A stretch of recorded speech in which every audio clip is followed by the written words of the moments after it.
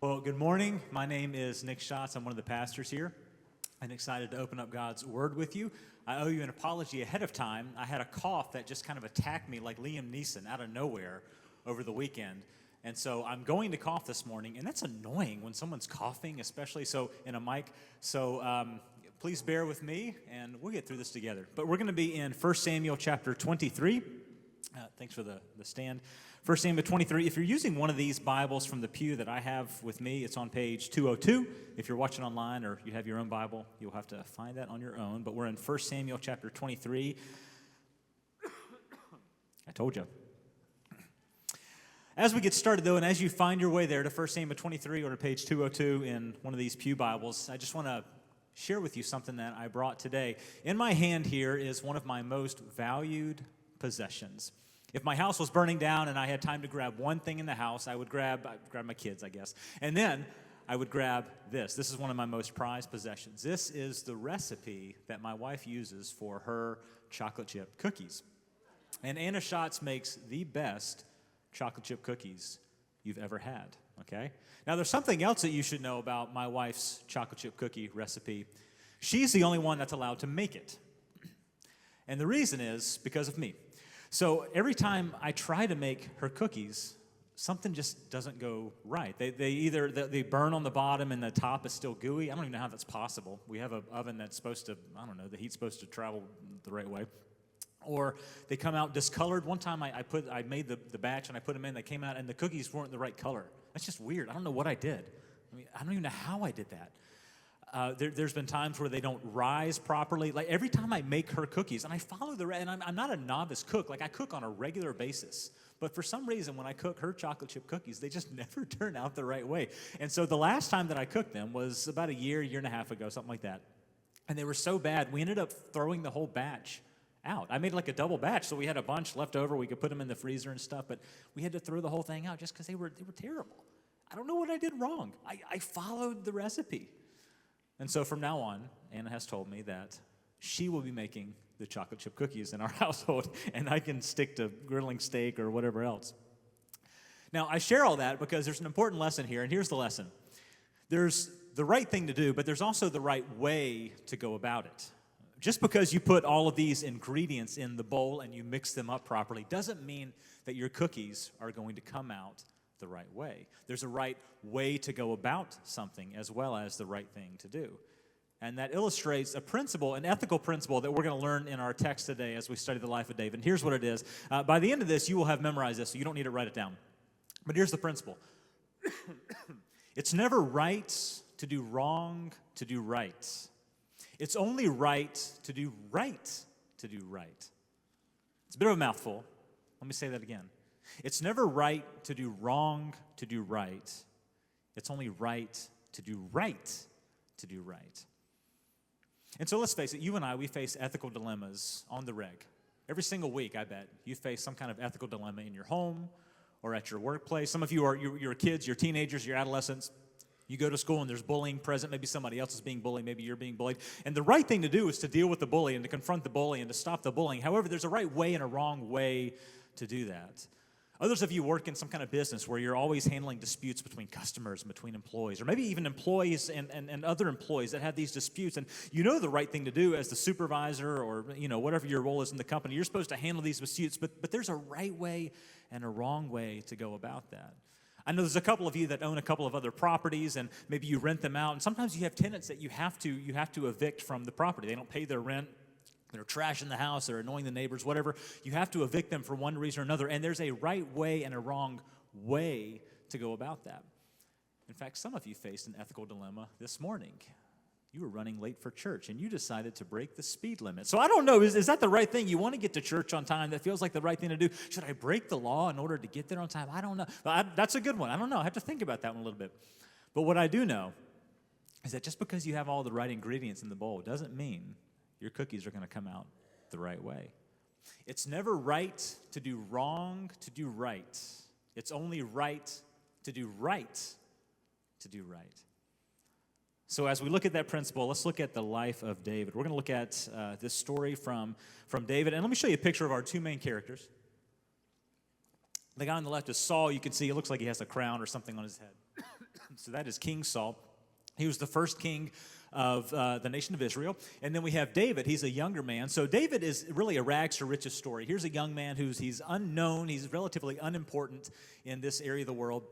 I'm sure he's important to his parents or whatever, but nobody outside of his little village really knows who he is. And then it's a rags to riches story in which he eventually becomes king.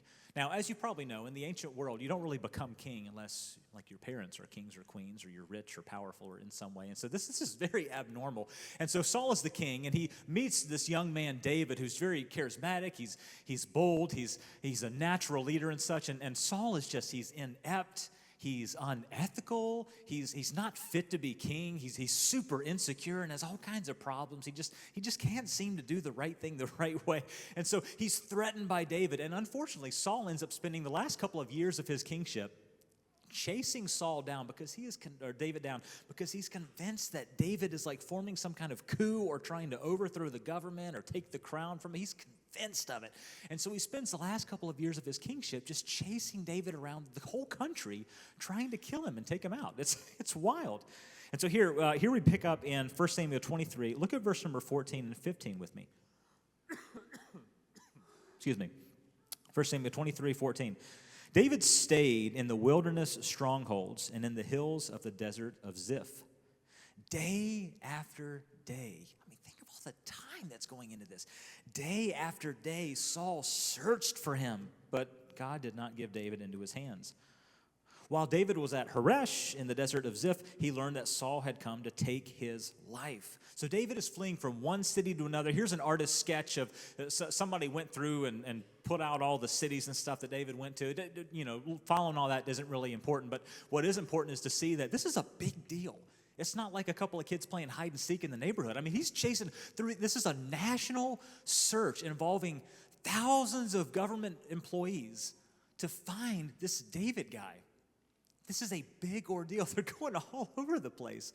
And here's where they end up. Look at 1 Samuel 24, verses 1 through 2. Now we're on page 203 in the Pew Bible here. Chapter 24, verse 1. After Saul returned from pursuing the Philistines, he was told, hey, David is at the desert of En-Gedi. So he's got these spies all over the place, and whenever he hears a rumbling of where David is, he gets the troops and he goes out, right? He's in the desert of En-Gedi. And so Saul took 3,000 able young men with him and went to look for him near the crags of the wild goats. Now, notice that term, En-Gedi, the desert of En-Gedi. In Hebrew, that means literally the spring of the goats. En refers to a spring, and then Gedi refers to a goats. And so here's a picture of the springs of En-Gedi. It's pretty close to the Dead Sea. What has happened here is that erosion has just eroded away a lot of the dirt and stuff like that and left the foundation stones. And so there's some natural springs, and there's to this day still there's some wild goats that, you know, their hooves are built so they can climb around this stuff like it's nothing. It's really cool to see if you've seen video clips of this. Here's another picture. This is a beautiful one. I love this one. So it forms these natural caves, these natural fortresses. I mean, it's like a castle that's just kind of built out from Mother Nature. And so David goes to this place, and if you can imagine 3,000 people chasing you, and David's a natural leader. He's got a couple hundred guys with him. But Saul's got 3,000 with him in the springs of En-Gedi. You can't hide 3,000 people, so David can easily climb into a cliff. He can look out, oh, there comes the army. And if he's nimble, if he's quick, Jack be nimble, Jack be quick, he can just kind of jump and then tuck into another cave. And so this is like the perfect place to play hide and seek, okay? Nobody's ever going to find you. And so let's look at verse number 3. This is where the story gets very interesting. So he came to the sheep pens along the way, and a cave was there, and Saul went in to this cave to relieve himself. That is a nice way or an innuendo of saying he had to go poo. Okay, you with me? Okay, even kings have to go poo. And so he's out in this wilderness, and he tucks into a cave. Now, as you can imagine, he doesn't want his soldiers with him. He wants some privacy. So he tells them to go down a little ways. And so Saul goes up into this cave. He takes off his robe. And I'm not trying to be crude. I'm just trying to get to where the picture is. But if you have a robe and you're in a cave, like you don't want to get stuff on your robe. So he drapes his robe over a rock or something like that, over off the side. And then he goes over and he's unarmed. I mean, how many of you go to the bathroom with a sword or something? Like all he has is a roll of toilet paper or whatever the equivalent is, a bunch of leaves. I don't know what they had. A towel, a royal towel maybe, I don't know. So he goes into this cave. He takes off his robe and drapes it somewhere. And he's alone. He doesn't have his soldiers. He's as exposed in all kinds of ways as you can possibly imagine, and doesn't know that right behind him, deep into the recesses of the cave, is David and some of his men. I mean, you've been into a dark room. If you're in the light and you're looking into a dark room, you can't see anything. If you're inside the dark room looking out, you can see a silhouette, like you can see because you're looking into the light. So David and his men, they know who that is. But Saul has no idea that David and his men are in the back of the cave, and he is completely exposed and not in a place where he can fight back against David or these men. David's a young man. Saul's old at this point, older. And look at verse 4. So the men that are with David, some of his men are in the back of the cave with him. Apologies. The men say, "This is the day that the Lord spoke of when he said to you, 'I will give your enemy into your hands for you to deal with as you wish.'" So now David is faced with the greatest ethical dilemma that he has ever faced in his entire life. He knows the right thing to do. You know the right thing to do. Everybody knows that Saul's days as king are numbered. Everybody, even Saul knows it. He was told way back in chapter 15. He's known since chapter 15, however long ago, that his days as king are numbered. And he knows that David is the next king. David knows that this is the right thing. He's even been anointed. He's even been through some kind of coronation, some kind of official ceremony in which he was named the next king. I mean, everybody knows. Saul's advisors know. They've lost respect for Saul long ago because he's just insecure and inept, and he's not fit to be king anymore. Everybody knows the right thing to do is for Saul to be done being king, for Saul to be taken out by somebody, and for David to be the next king. Everybody knows it. But as David does his ninja crawl through the cave, holding the dagger in his hand, he pauses. Yeah, I know Saul needs to be stopped, but is this the way to go about that? Yes, I know that I'm going to be the next king, but is this the way to go about that? Yes, I know that something has to be done, but is this the way to do it? In other words, is it right to do wrong to do right, or is it only right to do right to do right? And so he hesitates.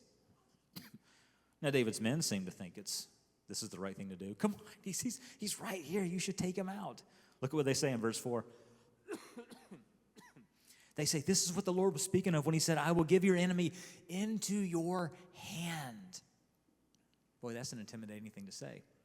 You know, I feel like whenever decisions or major ethical dilemmas are in somebody else's hands, they're much simpler. Like, other people's problems are more simple than mine, right? I can fix your problems easy. My problems are more difficult than yours. Whenever the thing is in your hands, it's heavier. It weighs way more, is another way to say that. When the dagger is in your hand, it weighs way more. And sometimes that weight can cause you to think in different ways. Sometimes when you're the one with the authority, when you're the one with the power, it's easy to think that the rules that apply to everybody else don't really apply to you anymore because you're in a unique situation. You're in a position of authority. So the rules that apply to other people don't apply to you because this situation is unique. Or sometimes when we're holding a decision in our own hands, we can become intoxicated with the power of that. Sometimes when someone moves up in a company or in government or whatever, they can become intoxicated with power, and intoxicated people just don't make good decisions, do they? And so David's men says, it's in your hands. And he said, it's in your hands, look at what's next, to do with as you wish. Is it up there? As you wish at the end of there. Now, I know what David wishes for. You know what David wishes for. He wants us to be fast, but sometimes the fast way is not the ethical way. And he wants us to be clean, but sometimes the clean way is not the ethical way. And he hesitates because he knows this principle. It's never right to do wrong to do right. It's only right to do right to do right. Let's see if you can say that with me. Ready? It's never right to do wrong to do right. It's only right to do right to do right. And it would help if I said it right. So here's what happened. Take a look at this. Take a look at the second half of verse 4. Then David crept up unnoticed. Saul doesn't even know this is happening. And cut off a corner of Saul's robe. He could have cut off his head. Easy. but he cut off a corner of Saul's robe. Look at verse 5. Afterwards, verse 5, it's one of the most mind-boggling verses in Scripture to me. Afterward, David was conscience-stricken for having cut off a corner of his robe. And he said to his men, "The Lord forbid that I should do such a thing to my master, the Lord's anointed, or lay a hand on him, for he is the anointed of the Lord." I'm just amazed at how tender David's conscience is. And so we don't have time to talk about this, but if you're going out to lunch or your family's going to get lunch after this, maybe you're with friends or whatever, you're going to go out with your small group or something after this, it might be worth just talking about a conscience for a little bit. Is it possible for our conscience to be worn down? Is it possible for our conscience to be built up? Or maybe you're listening, maybe you're watching online and you're not a Christian. You're thinking about Christianity. You're not sure if you're ready to buy in or not. So maybe this is a good question for you to ask yourself. What is a conscience? Why do we have consciences? Maybe you're not sure if there is a God or if we were created or even if any of that's really true. A good question you might ask yourself is, why do we feel guilty when we do the wrong thing? And how come a lot of us agree on what the right and the wrong thing is? I mean, a conscience is just kind of a strange thing that we all agree that we have. So that might just be a good conversation starter for you to have at some time. But we don't have time to get into it today because we're going to keep reading in verse number 7. 1 Samuel 24, verse 7. So Saul left the cave and went his way. And then David went out of the cave and called out to Saul. So he's left the cave. He's gone a good distance down, far enough down that he's not going to be able to scurry up and get David. David can buzz out of there if he did do that for some reason. And so he calls out, "My lord the king." When Saul looked behind him, David bowed down and prostrated himself with his face to the ground. How respectful for the guy that's trying to kill you. He even calls him father in a minute, a term of endearment. Verse 9, and David said to Saul, "Why do you listen when men say that David is bent on harming you? This day you have seen with your own eyes how the Lord delivered you into my hand in the cave. Some, not naming any names, urged me to kill you, but I spared you, and I said, I will not lay my hand on my Lord, because he is the Lord's anointed. You see, my father," he's talking to Saul, "look at the piece of the robe in my hand. I cut off the corner of your robe, but I did not kill you." And this is when Saul looks up at the piece of the robe in David's hand, and he looks down at his robe that he did not notice is missing a corner, and it hits him. He could have killed me. And he cut off the robe instead. And he made that decision because he knew it's never right to do wrong to do right. It's only right to do right to do right. The end does not justify the means. And the final result does not justify the approach you take to get there. It doesn't work that way. That's not ethical. It's never right to do wrong to do right. It's only right to do right to do right. And David believed that. Now, this story should flag a similar story in your mind back in chapter 15, if you want to turn back to 1 Samuel chapter 15 for a minute. So this is just a few chapters ago, so I know we're going through it slow, like week by week, so it takes forever. But if you're just reading this, book as the author intended, you're going to remember that there was an earlier story in which a robe was torn by the corner. So here it is, 1 Samuel 15, verse 26. But Samuel was a prophet, very influential. He was the one that anointed new kings. I mean, he was like the grandfather of the nation, okay? He was a very influential prophet who heard from the Lord and spoke to the people on God's behalf.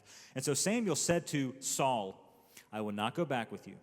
You have rejected the word of the Lord, and the Lord has rejected you as king over Israel." And Samuel turned to leave, and Saul, out of desperation, caught hold of the hem of his robe, and it tore. Here's the background of the story.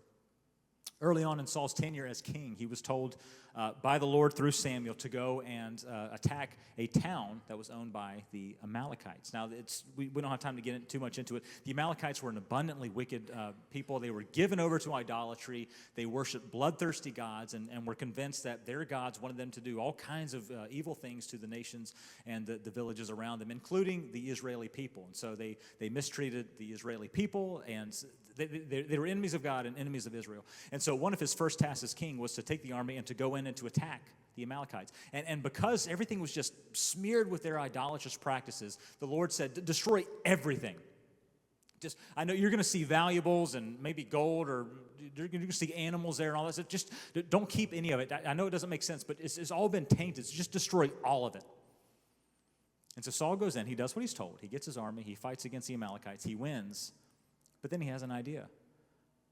Hey, now that we won the battle, why don't we have this big ceremony? We'll worship God together. Hey, keep those animals alive. And what we'll do with the animals is we'll sacrifice those to God. This will be like this big ceremony. We'll worship God. We'll use these animals as sacrifice for God. It's the right thing to do. It's a good thing to do. It is a good thing to do. But the equivalent would be, oh, man, there's a lot of poor people in my neighborhood. I'm going to go rob a bank and use that money. No, you don't do it that way. These animals have been devoted to destruction, but he saved the animals alive so that he could do something good. And this is what Samuel says because of this action. He did the right thing the wrong way. Look at verse 28. Samuel said to Saul, the Lord has torn. This is a symbolic thing that just happened. The Lord has torn the kingdom of Israel from you today and has given it to one of your neighbors, to one better than you. If you're an oldies fan, you might say, Saul, you're so vain. I bet you think this verse is about you. But it's not. It's just a foreshadowing. It's a mirror that's supposed to reflect the pages of Scripture to David. It's the story of a man who does the right thing the wrong way, and out of desperation to fix it, no, don't walk away yet. We can fix this. And he grabs Samuel's robe, and it tears. And we're supposed to remember this story when we come to David, a man who holds a dagger in his hands, and everybody thinks this is the right thing to do. You're defending yourself. This is the right thing to do. But he does it the right way because he tears the robe instead of tearing off Saul's head. He knew it's never right to do wrong to do right. It's only right to do right to do right. And Samuel says, the next king is going to be someone that is better than you. Not better qualified, not better connected, not a better politician, not a better strategist, but better ethically. The next king is going to be an ethical king. And here he is, King David. I want to close with a story. And as I do, the worship team, if you're in the back or some of you are out here, you can go ahead and prepare for communion. There's a friend of mine who was gracious enough to let me share her story that illustrates this point very well. So my friend is a young woman who works in the business world, and I'm very sorry to say she was, a couple years ago, sexually assaulted in the workplace by a superior. And so she knew the right thing to do. You know the right thing to do is to seek justice. But the right way to go about that was not necessarily clear to her. And so she wrote me in an email, and she said that she basically had two paths in front of her. One was that she could call the media, she could hire a lawyer, and she could just blow the company up, sue the company out the wazoo. And so here's what she wrote in an email to me. She said, my abuser would have been fired, and I would be sitting on a beach sipping Mai Tais with millions in the bank. But I would also have been out of a job that I enjoy, would probably be blacklisted in the industry, and the system would only build in more controls to disempower victims from the moment they speak up. Her other option was to work within the system. It would be slower, but she would work within the system. She would stay at the company, and she would fight to have better policies and practices in place for other victims who go through something similar. And so she tells me that she chose option number 2. And she recognizes that this, if you go through something similar, this may not be the thing that you need to do. But she said, I felt like this was the right way to do the right thing. And so what happened was it was a long, grueling process. Remember I said we want things to be done fast, but sometimes the fast way is not the ethical way. And so it was 16 months of investigation, her privacy invaded, 16 months of her superior retaliating against her, remaining in the company, remaining her boss or her boss's boss, I forgot what the structure was. But eventually, after a couple of years, he was fired. She is more respected than ever in the company, and she is now fighting and working with HR to put these policies in place to help future victims who come forward. She believed it's never right to do wrong to do right. It's only right to do right to do right.